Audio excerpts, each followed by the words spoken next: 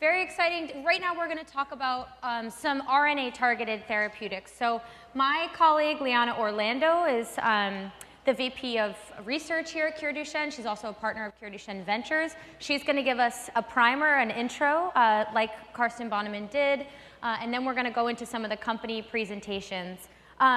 This session, just FYI, is split by lunch. So I really encourage you, we're not going to do a Q&A after this one after lunch, but I really encourage you to write down your questions and keep them at the top of your mind so that during the exhibitor showcase, all these companies have a booth, or if you catch them around, you don't forget to ask them those questions, because I know it's really important to kind of get your questions answered on site. So without further ado, I'm going to welcome up Liana and the rest of our panelists today. Thank you so much.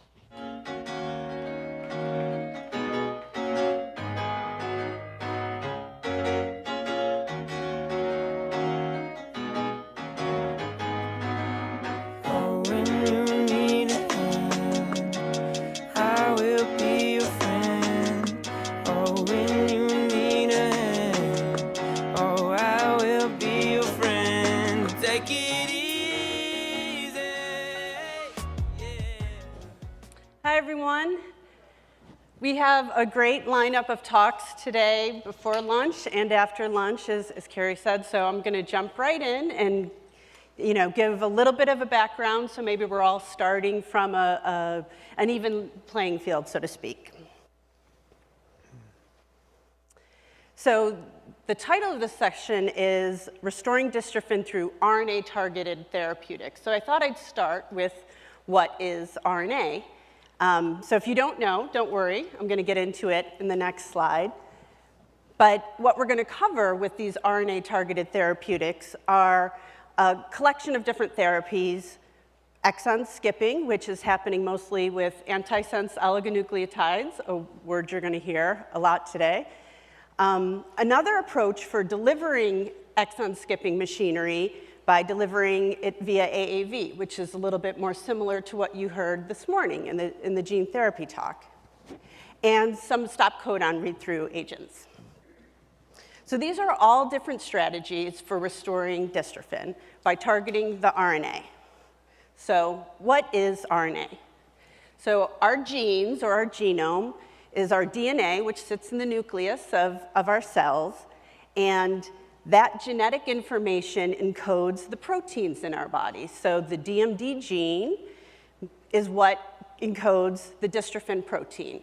And for that to happen, there's this intermediate step where this message or messenger RNA is made. And that can be thought of as the instructions for making the proteins from a gene.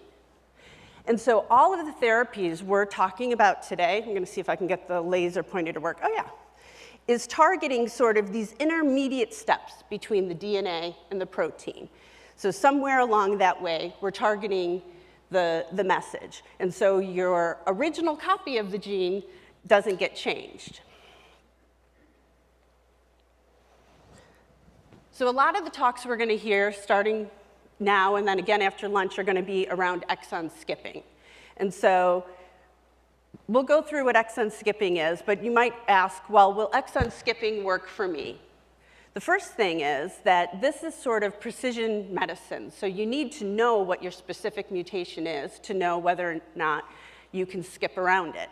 And generally speaking, if you have a deletion in an exon that's adjacent to the exon to be skipped, this just might work for you. But to find out for sure, this is something you should be talking with your neurologist or your genetic counselor about. You can also set up a one-on-one meeting with the Cure Duchenne Cares team, and we can help give you the landscape on that. We're very fortunate, and we're going to hear from two of the companies that have already have FDA-approved drugs for exon skipping, and they target 3 different exons, exons 45, 51, and 53. And then there's many more programs in development. So how does exon skipping work? So what I'm showing in these blue boxes can be thought of as the building blocks of the gene. So exons can be thought of the building blocks. And the DMD gene is really big, dystrophin's really big, and there's 79 exons. And I'll draw your attention to the shape of these different boxes, because what that represents is the way the coding sequence has to match up exactly at the boundary from one exon to another. So the shapes need to fit exactly together for you to be able to get from the beginning at exon 1 all the way to the end at exon 79. And if they don't fit, we have a problem. And if you look in this sort of middle column here for Duchenne, in the context, we'll go through an example if you're missing exon 50. In the context of missing exon 50, now the shape of 49 and 51 doesn't match up exactly, and you have this gap. So the code does not actually link up in the way it's supposed to. And so the mRNA reading frame, the messenger RNA reading frame, is disrupted, and you don't get dystrophin protein. And so what exon skipping does is say, okay, can we skip another exon and actually make those pieces fit back together? So that's this last column that we're looking at here. So we'll say, in the context of a mutation where you're missing exon 50, if we use something like an antisense oligonucleotide, something that blocks exon 51 from being included, now the reading frame can be restored, because exon 49 actually matches up with exon 52 in the right way.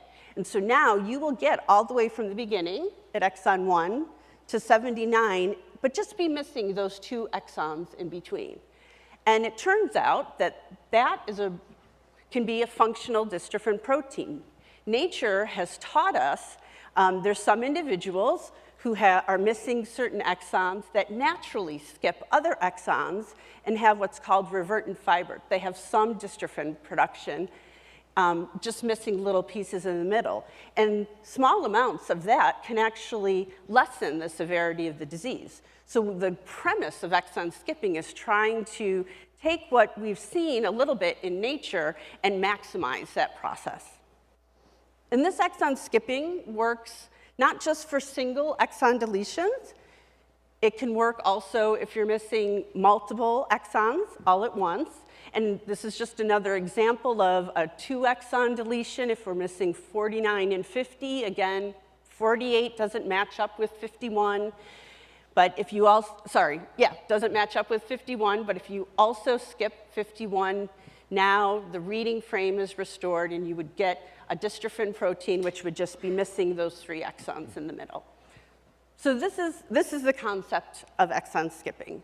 And you can use this sort of puzzle piece of different exons and work through different mutations that are prevalent in Duchenne, and strategies for whether or not skipping another exon would actually restore the reading frame.